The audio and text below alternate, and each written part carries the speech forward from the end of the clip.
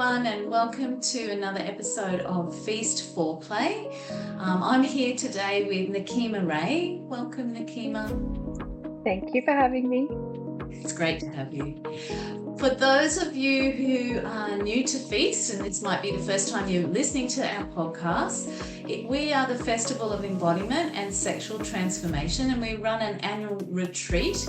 And this year, it's from the 21st to the 24th of May, 2026 in Northern New South Wales. So this podcast is our intention is to give people a little snapshot and introduce you to some of our facilitators and a sense of what FEAST is all about. So Nikkiema's here today to kind of share her flavour of embodied sexuality. But before we dive in, do you want to just introduce yourself a bit and tell us a little bit about your work? Yeah, thank you. So my name's Nikkiema Rai, and like all the facilitators at FEAST, I'm a sexological body worker, and then I have expanded and included other talents into that as my core work to create what I hold today. So I work one-on-one with people as well as run workshops and groups all about connecting deep into our sexuality and our essence and finding those elements that make us ourselves, that I think, we can get so lost in trying to please other people or the stories that we have that we've taken on from, I don't know, childhood or previous experiences. And it really excites me and lights me up when I get to invite people into this world of finding and creating pleasure in themselves and knowing themselves really deeply. So I do that through, one-on-one work with individuals, as well as workshops like we run at FEAST and workshops like I run elsewhere. Yeah. Yeah, beautiful. And you're in Melbourne, yes? Yeah, I'm a little bit out of Melbourne, but Melbourne's like the easiest primary spot to relate to. Yeah. Mm-hmm. And you offer events in other cities sometimes too. Yes, Melbourne mostly, but this year I'm starting running events in Sydney as well, which is exciting. And of course up in Northern Rivers where we have FEAST and that sort of area too. Yeah, beautiful. I love when I hear people's willingness to travel because, to come to FEAST, and you've done that. How many years? Is this your fourth year with us, or maybe have Yeah. I lost count? Yeah. No, that's right. Yeah. But look, FEAST is it's the first thing that goes on my calendar in the year, and I plan in being able to travel for it and make time for it because I really love it. So yeah, I'm happy to travel for it. Yeah, beautiful. So have you facilitated at each event, or were you a participant? No, so you facilitated from the start. Yeah, I have each one. Fantastic. So today we were going to explore the topic of what is erotic energy and outside of sex, because often when people hear the word erotic, they automatically go to that means sex, and usually sex with someone else. And I know you've been curious personally and professionally around what is eroticism big picture? What is it outside of sex? Do you want to talk a little bit about what that means to you?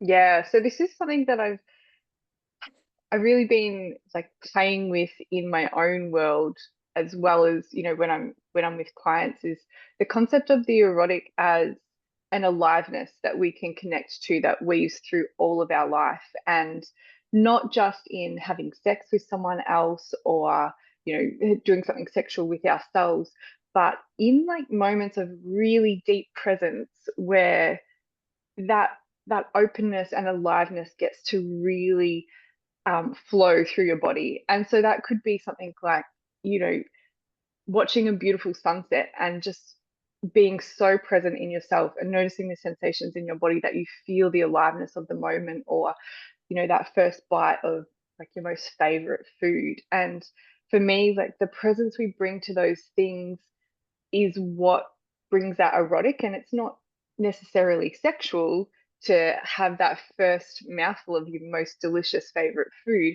but there's such a richness and aliveness to it that we get to expand our senses and our aliveness and our thirst and appreciation of life.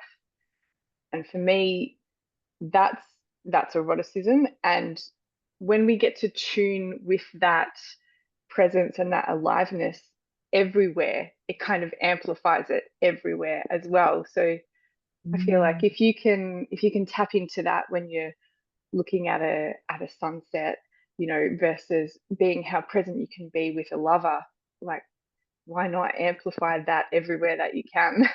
Yeah. Yeah. Yeah. So from that kind of lens, it's like pleasure and eroticism is available potentially to us in any moment if we so choose. Yeah, yeah. And I think the one of the real keys is that coming into the body and coming into the presence and just really being like, what is here for me in this moment? What is life offering for me to be present to? And just really opening yourself up for that. And we get you've probably heard the term that a lot of society is just heads walking around on sticks detached from our body, right? And so Mm. this is just a real invitation to drop down into that body, and like that's for me that's like juiciness and aliveness in Mm. that. Yeah. Mm. Beautiful. What do you think, Nikkiema, stops people from? Because this sounds like such an abundant source available to all of us. If you've got a body, it's available. So This what do you think stops people from tapping into this erotic energy? I think there's lots of things, and a lot of the way society is structured doesn't necessarily lend us to being in our body as a default mode. You know, we Mm. have a really fast pace. Often people are chasing getting to work, juggling family, juggling kids and the dog and all of these things. And then we have, you know, there's so many little threads, social media, things that keep us like looking outside of ourselves all of the time. So there's a Mm. lot of structures that bring us back up into here, or even like out here away from our body. So you know it's learned behavior, it's what we see in society around us, and that becomes our default. And I think um it's not inherently that most people choose not to be in their body. It's just that Mm. it's not taught to us from when we're young, and so then that amplifies as we grow up. Yeah. Yes. Yes. So it's learnt behavior. And it's also, I'm hearing in what you're saying is a lot of distraction. We're distracted outside of our body and not present, and often in the doing and the performance and the productivity. I guess, that's one of the most beautiful things about that I love about Feast. There's lots of things I love, but it's actually because it's a fully residential event. So people come and they land and they stay. They don't go in and out of that container. There's this deepening in and this lessening of distraction.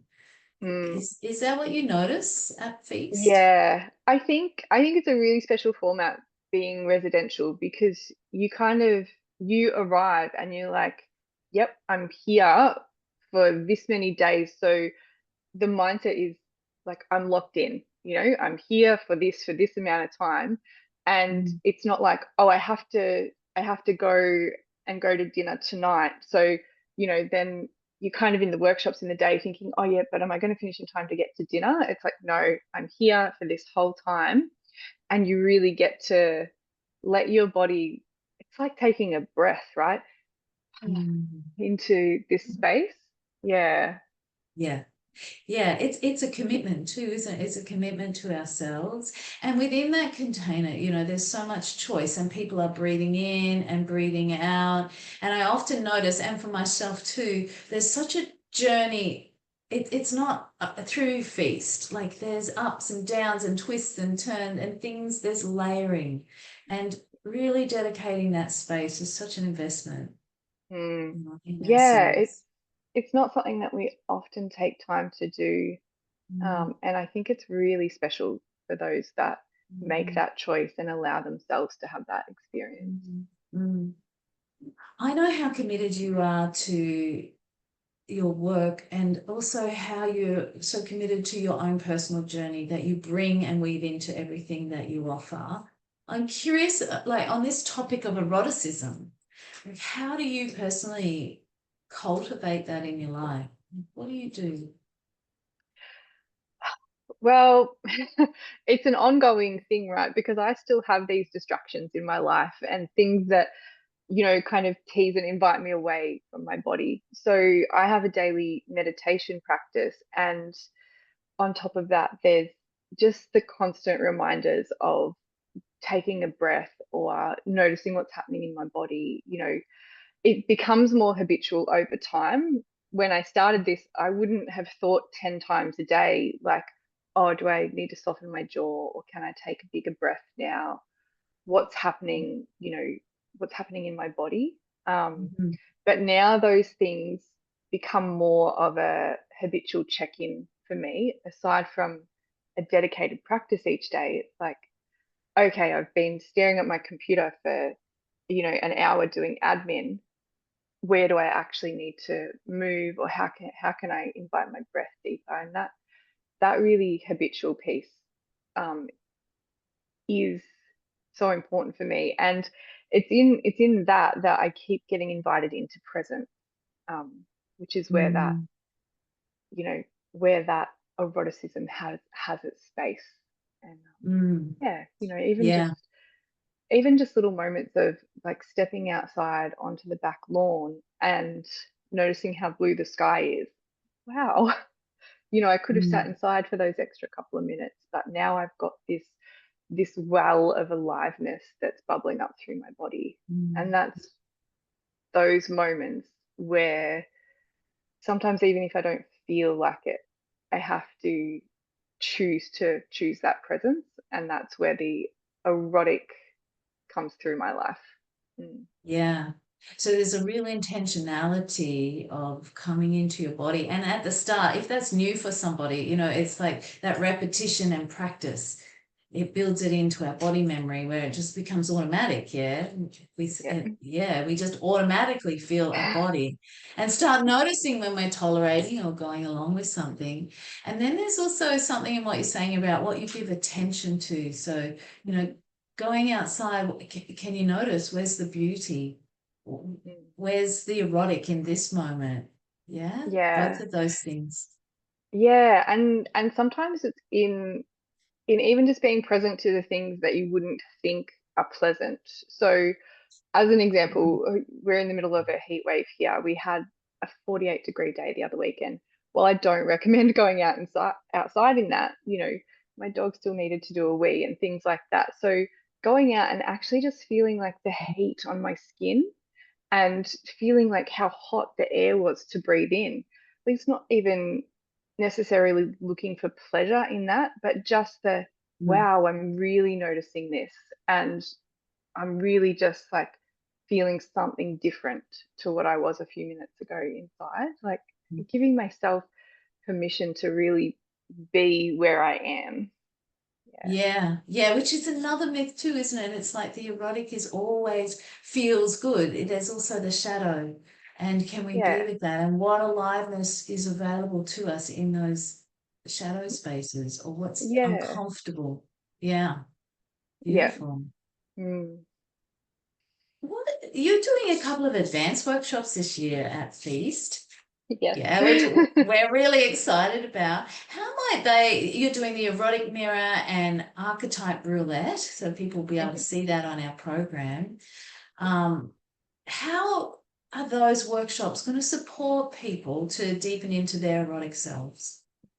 So being the advanced workshops, they're for people that have, a great sense of autonomy and consent, perhaps build up over coming to Feast or doing a lot of sexuality work before. And what we just said about the erotic isn't always comfortable or pleasurable. These workshops are kind of going to play on that edge of, um, you know, is my aliveness only found in pleasure, or can I sit on the edge of that discomfort and still hold that in my system? Because when we have capacity for that, we open ourselves up to even more aliveness. It's like building those next levels. And these workshops, I mean, the erotic mirror is kind of almost inviting in some judgment from other people and being able to hold that. And, that can be, well, not always, it's people that you might not know intimately, and what can I hold from what they're showing me, and the archetype roulette, things like, this isn't my normal space that I play in. Like, you might normally feel comfortable in a particular role and then have an opportunity to step into something that's really out of your comfort zone. It's like, how can I be present with this, even if it's not what I normally do? And how can I find the erotic in being present? How can I find that in, this feeling that's in my body that I would have previously labeled uncomfortable, but now I can just be present with?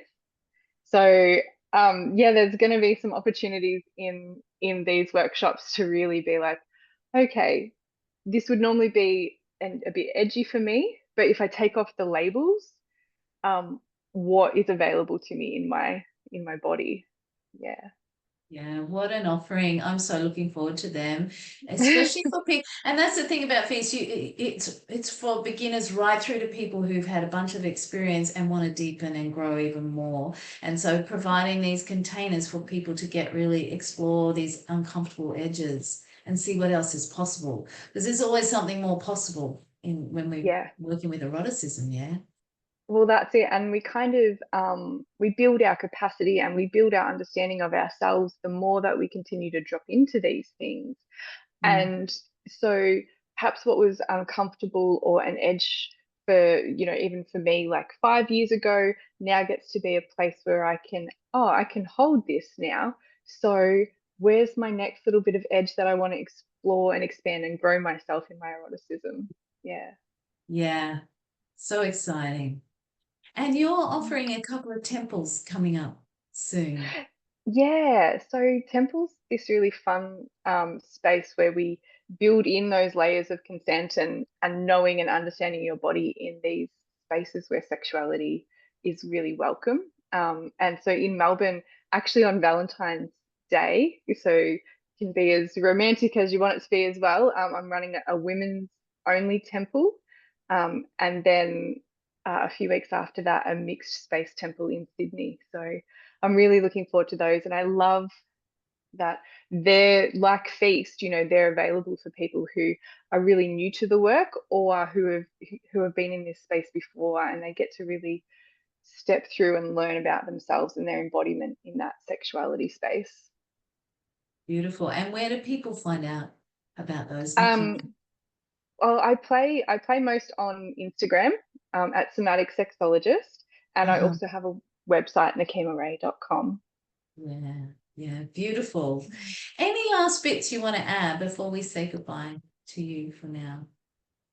Yeah, so if anyone is on the fence about Feast, one, feel free to reach out to me because I'm happy to talk to people about it, because I really love this space and I'm really passionate about the community it creates and just the feel.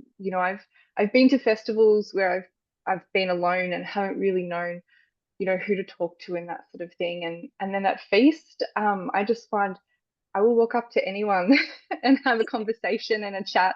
And despite being a presenter, that's not my normal MO, but it's just so welcoming.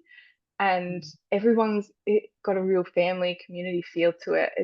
It's just a beautiful space. I mean, there's so many words I could say about it, but if you're on the fence, take a chance for yourself and allow yourself to have this experience, because it's the festival of transformation, and that's really what's available. Yeah, beautiful. Thank you so much for chatting with us.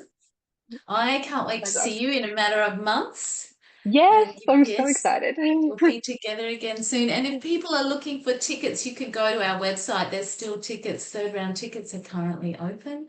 And if you've got any questions, reach out to us. Thank you, Nikkiema. Thanks for having me.